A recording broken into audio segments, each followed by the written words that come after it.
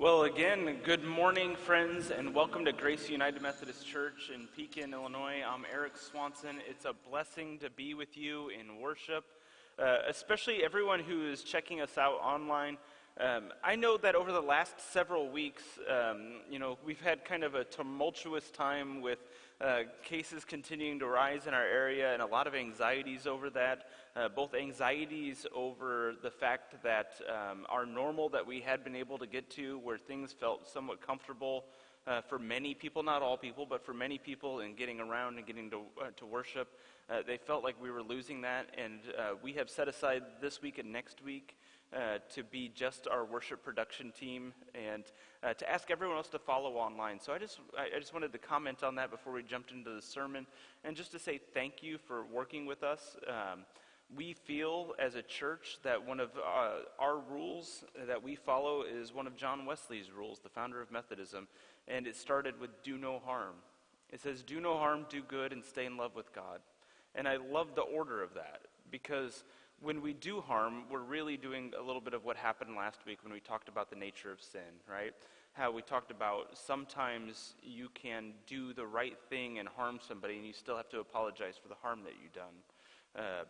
And so we as a church are making our decisions not necessarily in what makes us feel comfortable or what necessarily puts us in the best position for all the right things, but we put ourselves in a position to do the right thing as often as possible and to do no harm, but to still do good. And so we've had the capacity and the capability to add these fancy cameras and microphones and all kinds of other crazy stuff. And so we've done that so that we can continue to do well at trying to share the gospel of Jesus Christ in a way that does not cause additional harm to people. So thank you to everyone who has been helping us out. And thank you to everyone who had been coming, by the way, because of you wearing your masks and being diligent and checking in and doing all that. We've been able to stay a church where our positivity of tests we've seen a few people from our church have COVID, but they've all come from outside of church and haven't had direct connections to a service yet.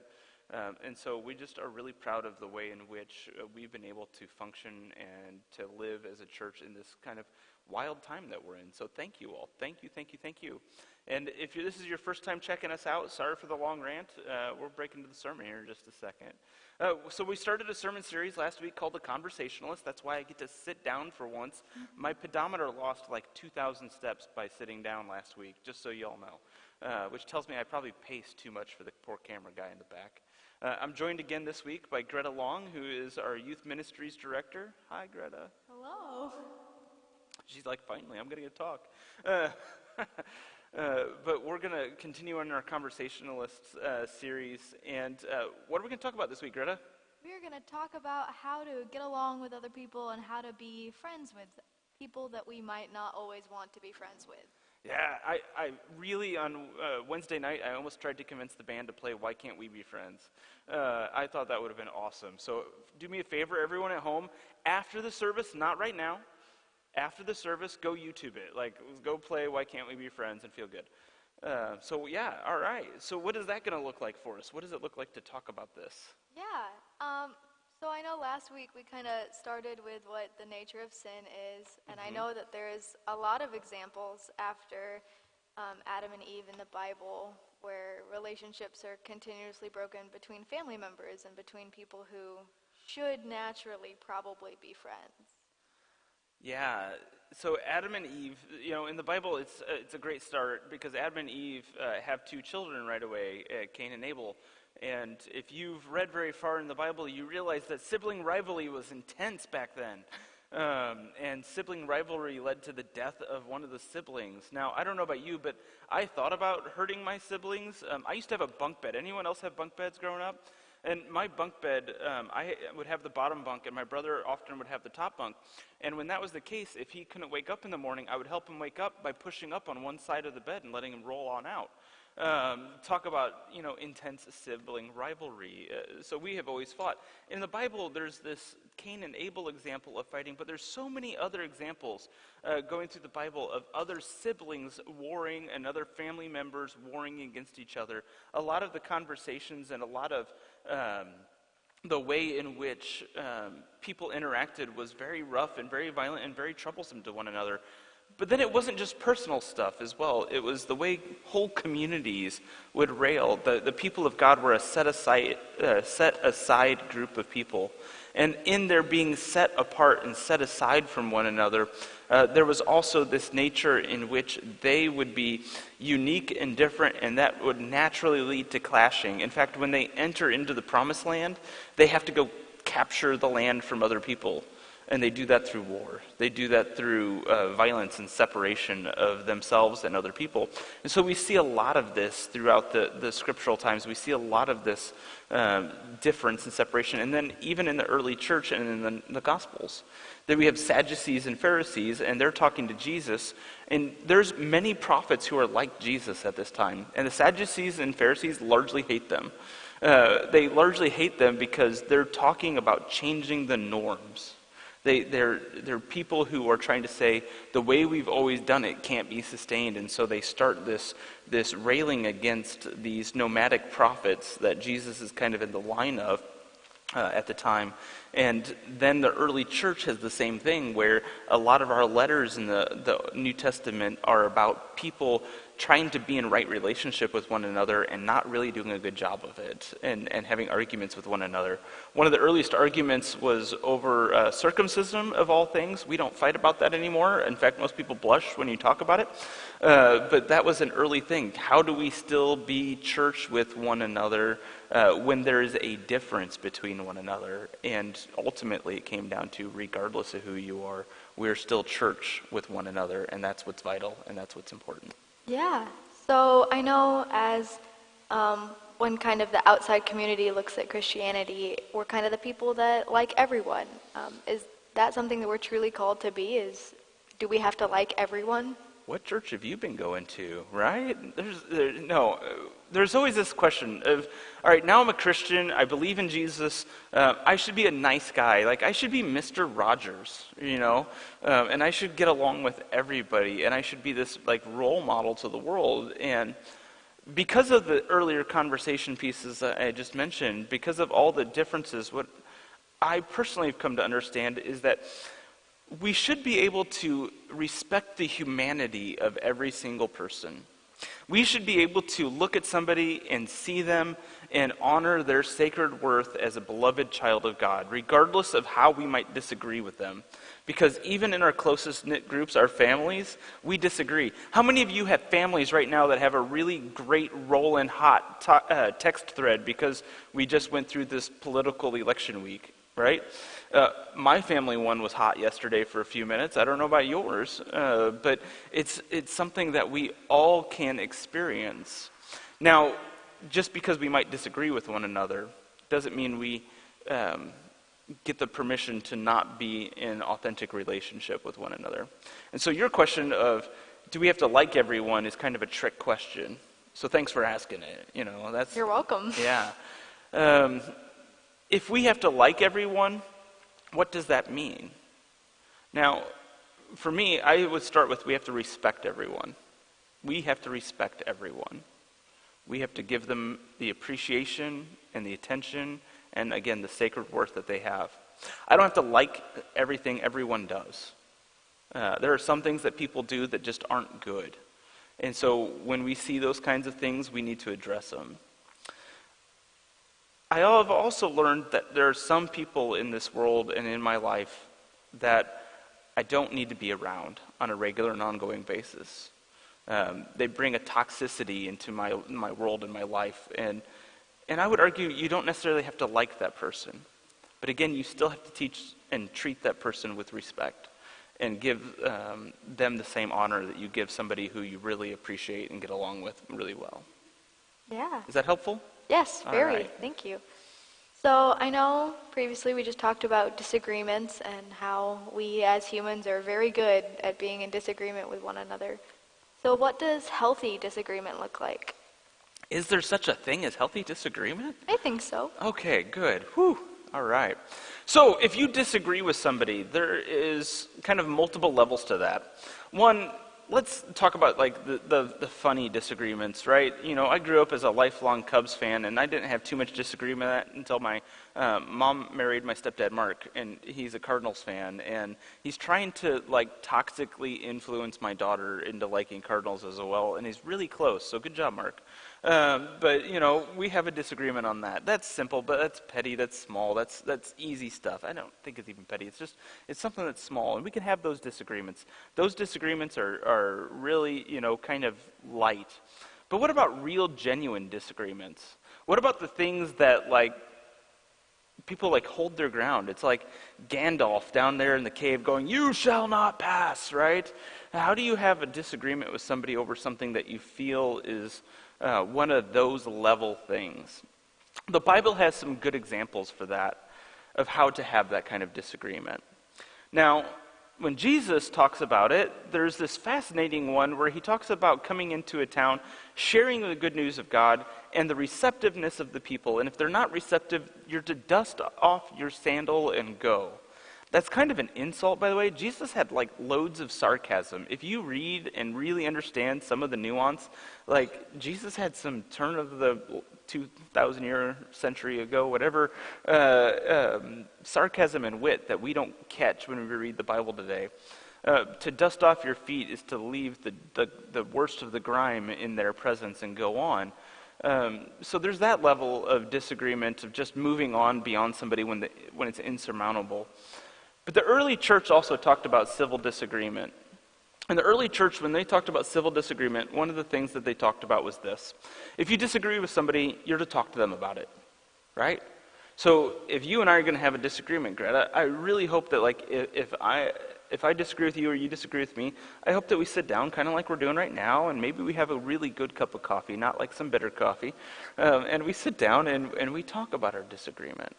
The first level is that. And I find that most people, if you actually enter into that kind of conversation in a healthy dynamic where you can sit down with somebody and disagree with them, the world changes a little bit. You slow things down. You see the humanity in them. You see what causes emotion. You can ask about what's the thing behind the thing, because often our first level of disagreement with somebody isn't really the big deal that we think it is. Oftentimes there's something behind that we need to get to. Why are you so upset at that? Well, it's really about this other trigger, but I can't talk about that, so I'm going to be mad at you about this. And so we can get from here to there and bring healing to that relationship. But if that conversation doesn't work out so well and we still have disagreement with one another, then we're supposed to bring some friends involved into it. Now, this could seem awkward. How many of you want to call your friends and be like, "Hey, can you help me get into a little fight with somebody?" But that's not really what you're doing. Yeah, I got 3 hands up. Everyone in the band is like, "I'll talk to you later, Eric." But one of those things that you do is you bring trusted, faithful people into the conversation. The early church meant to bring other church people into it. That is to say, other people who can be calm and thoughtful and intentional. You bring those people to the conversation because they're helping both sides.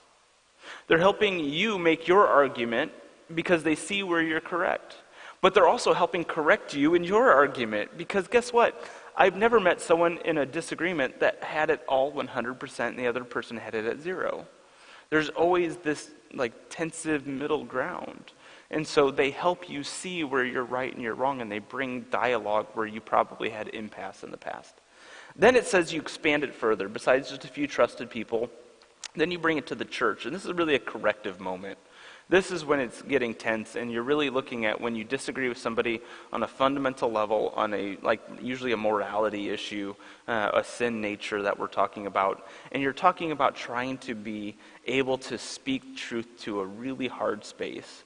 And so you bring the church involved into it, and when you bring the whole church involved into it, you're really trying to have that last redemptive moment. Now, last week I talked about circles in at least one of the services. I don't even remember what service it was. My sermons change every service, so check them all out, friends. But in John Wesley's circles at the season of Lent, the church was welcoming people who had wandered astray and bringing them back in. I only add that back in this week in this part of the conversation because the early church gave us a model, and our historic church has given us a model, and really our church should look at that model again of how do we bring people who have left the church back in, or how do we bring people who, whatever the disagreement was so harsh that it led to this kind of separation, even if there wasn't a true leaving of the church. How do we bring the church back to a healthy place where we can talk with one another? And I think we can do that. I think some of what we're modeling here with the Conversationalists is that. I hope it's that. I hope it's the ability for us to show that even as a church, we have a responsibility as a corporate body to bring healing and restoration, not just individually. Jesus' model was for the entire body of Christ. Yeah. In every disagreement, like you mentioned, it's not always one person is 100% right, the other is not right at all. There's usually some give either way. So when we're in a disagreement or a debate and we learn that we've been misinformed or we've held on to an incorrect ideology for too long, how do we change knowing that we were wrong in the past? Yeah. One of my favorite statements is that we would rather be right than correct. How many of you would rather be right than correct? Once you have an opinion, you just want to tell everyone in the world, I'm right. And then you see evidence and you just put up the blinders because you still want to be right. Right? You want to win is what it's about. We want to win desperately. And if you've ever seen the evidence that you were wrong, man, it hurts. Oh, it's just a painful moment. I know I struggle with that personally. I'll be honest, as your pastor, you want to see me flustered? Prove yourself right when I have been swearing up and down that I am right. I will be red in the face. I will just, it's not pretty. Please don't do it on purpose.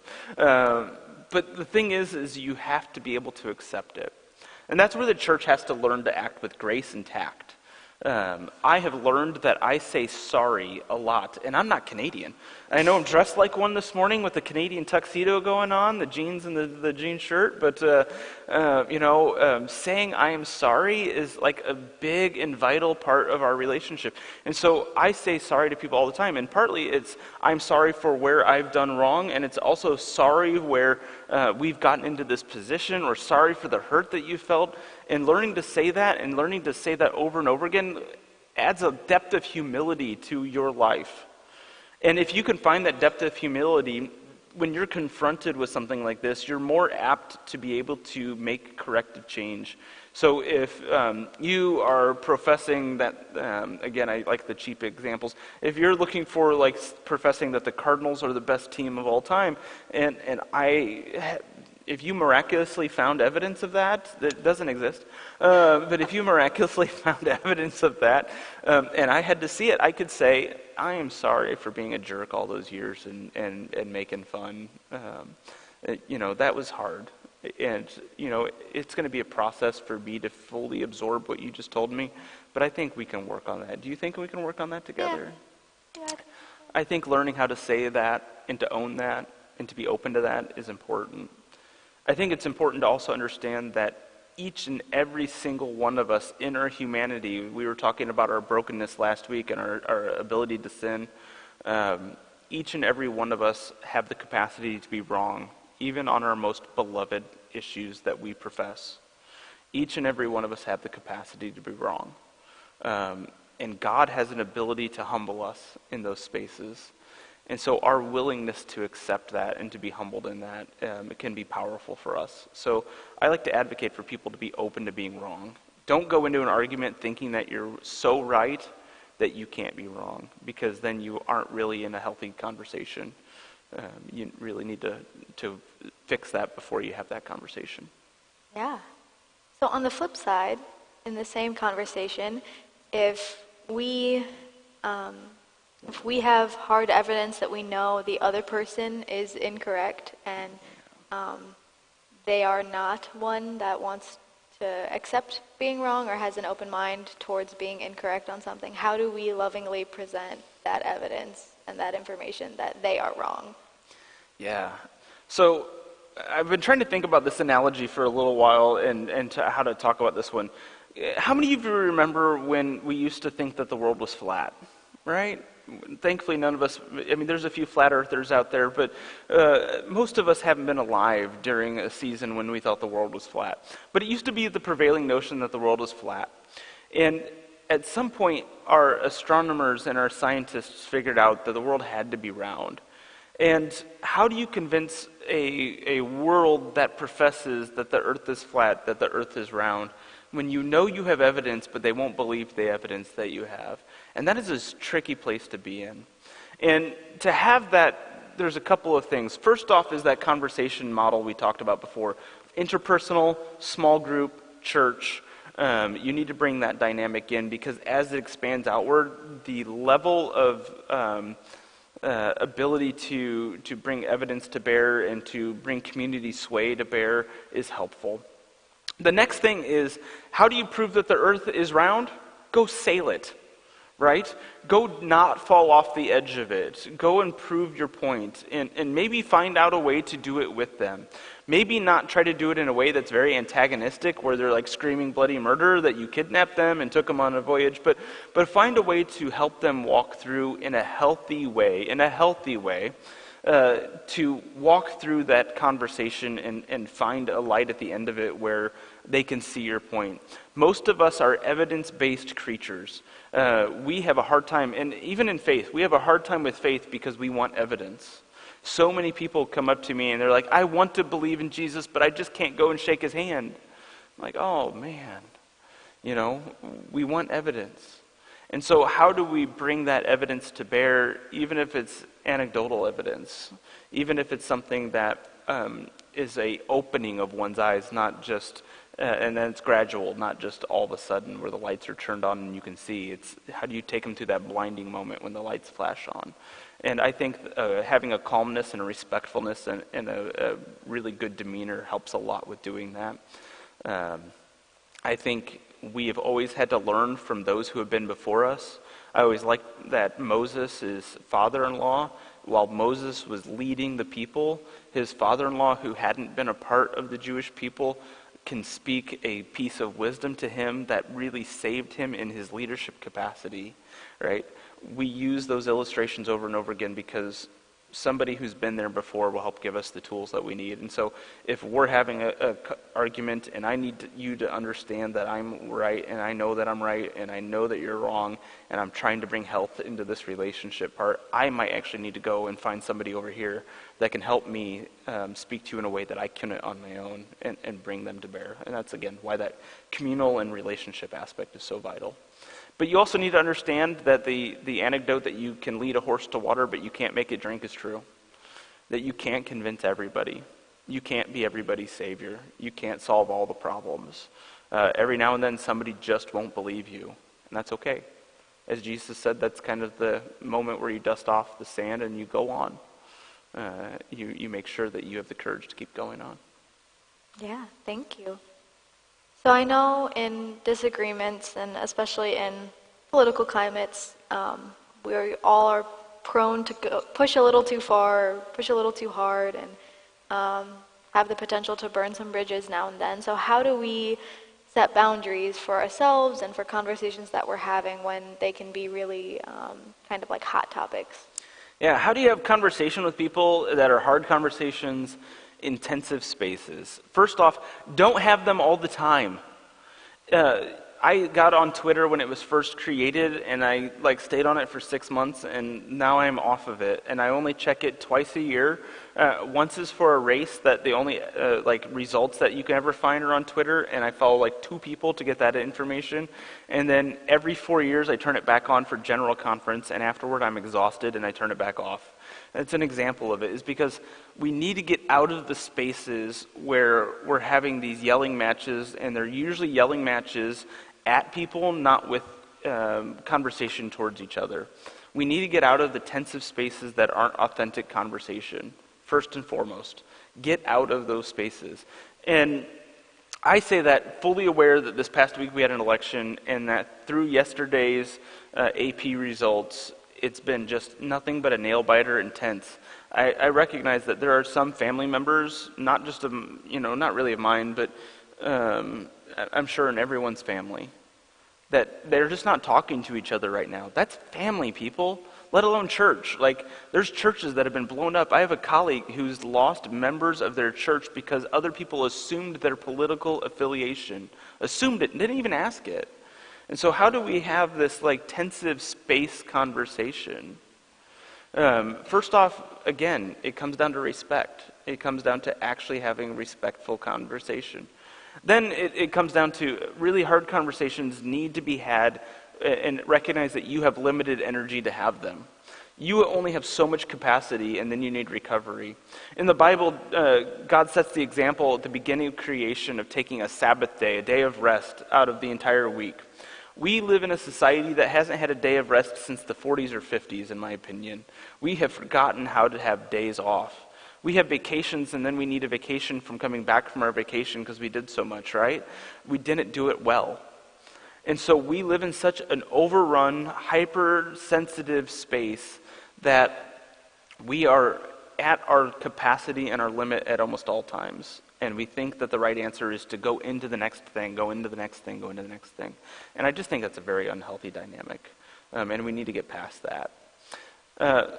And so if we're going to have disagreements in authentic space, we need to have time to recover from that and heal from it and absorb it. One of the best things that y'all could do is go home and have a good nap.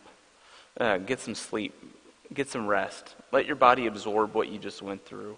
I think if you could turn off the news cycle for a little while, that would be beneficial and helpful.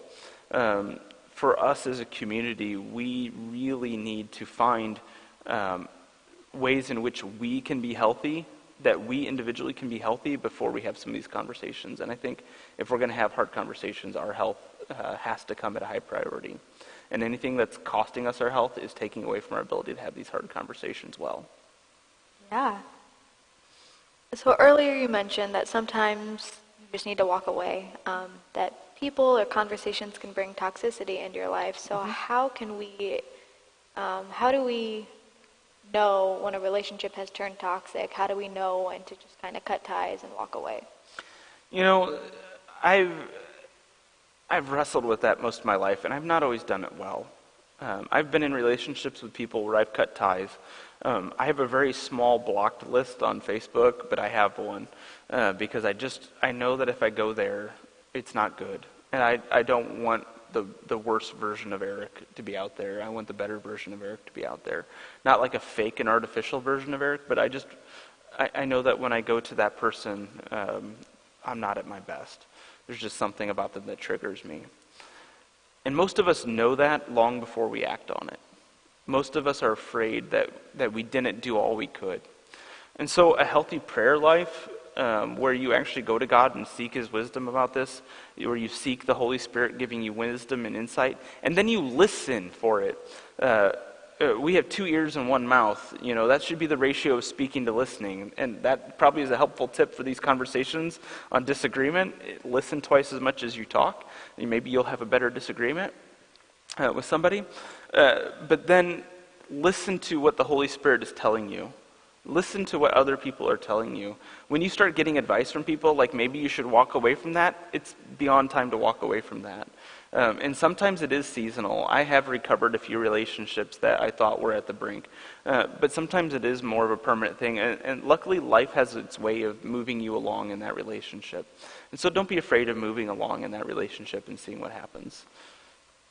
Yeah, so my final question for the morning is, in personal communities, but also like institutionally, we've seen big divides in community. How do we bring healing to a community once a split has happened? Yeah. Well, if we didn't learn something in this last few days as a society, our American culture is nearly split in half. And it comes down to how we view ourselves, the world we want, and how we feel like we can interact with one another. And we've seen that in the church as well. In the last couple of years, I've been a part of institutional work on our denomination to increase inclusion. And that's caused splits in the denomination. One of the biggest churches in our annual conference announced this week that they're splitting and leaving off our denomination, and that's their intent. And I say that not to pick on them, and I'm not going to use their name in the service to make things worse. But what I want to say is we really have a vast amount of division in our society right now. And I still believe, or else I wouldn't be working here, and I wouldn't be investing in so many people, and I wouldn't be trying to raise up leaders in so many capacities. I still believe fundamentally that the church is the best place to bring healing and wholeness. Jesus talked about redemption, and he talked about being able to experience life to its most full. He didn't say it would be easy. In fact, he always talked about how it was hard work, challenging work, difficult work. But that hard work was worth it.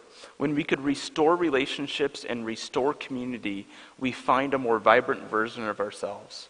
And so in all the spaces where all of us can acknowledge the brokenness in our world, where all of us can see the places where people have intentionally led to division in the world, may the church be a place that says, even in our disagreements, we believe that we're a part of something that is fundamentally larger than ourselves, larger than our personal, political, or social, or ideological disagreements, and we can come together on behalf of Jesus Christ and bring that message of hope and healing to the world.